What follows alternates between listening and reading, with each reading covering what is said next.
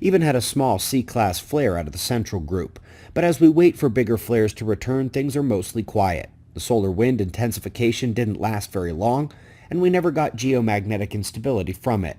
We will be watching the equatorial region as it turns in to see if that low coronal density, which is making it look slightly darker near the equator, will reveal any equatorial coronal holes as it turns, like we see at the polar region. Progress in solar storm analysis and modeling.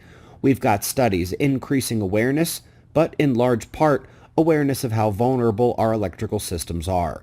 Study in the UK and a thesis on the New Zealand systems. Due to their high latitude, the geochemistry, the nearby magnetic South Pole, the telluric conductivity, and the setup of the grid itself, those all make New Zealand very high solar storm risk, so it's great to see the focus there. Interesting one from Quaternary International up next, working towards the planetary forcing on the sun. They're only using gravity as usual, but the top remark here is a confirmation of the millennial cycles on the sun, which lead up to the 6,000 and 12,000 year cycles as a harmonic system.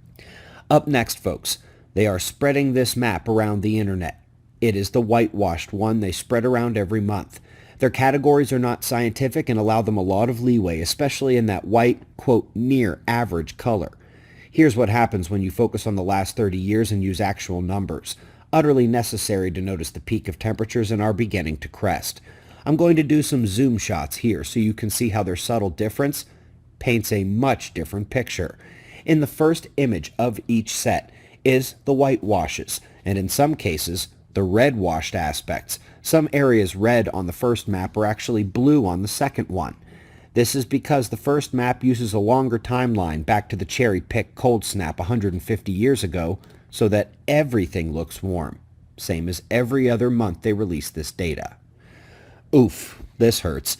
As if getting the science wrong isn't bad enough. As if lying and propagandizing the science politically isn't bad enough. Now they want our money to fix the problem, and trust me, what's coming after that is they lock down the world over it. Can you imagine when they do something so horrifying over a lie? Wait a minute. Moving on to my Michael Moore hat. He would have loved to put this in his documentary debunking alternative energies. Remember when he flipped and turned on the mainstream climate world? That blue hydrogen? Think again. Remember those stories about climate change causing food strife in Africa? Think again. Arctic greening? Still going. Expected to continue marching onward and most favoring the deciduous species. That's fast-growing, carbon-storing, soil-enhancing, fruit-producing delights. Oh, you naughty global warming. And last hit on the climate front, watch them sweep this under the rug pretty quickly. Past land rise and sink accounts for much more of the apparent sea level change in the past than they imagined. This not only reinforces the idea that many high sea level rise areas today are actually from post-glacial rebound, and that the forecast of sea level rise in the future, which is partly based on the past, is, again, largely overblown and fear-mongering.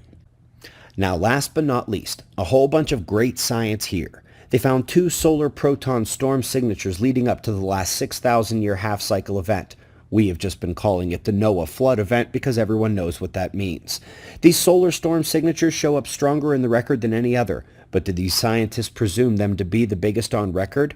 No, because they know to correct for Earth's geomagnetic field, and when you do that, you have to account for the dip in field strength we had during that Noah event. It underwent excursion about 12,000 years ago, came back up, had its mini half-cycle event 6,000 years ago, during which the solar proton events in this paper occurred, and came back up to peak about 3,000 years ago, and of course we're on our way back to full excursion now. We greatly appreciate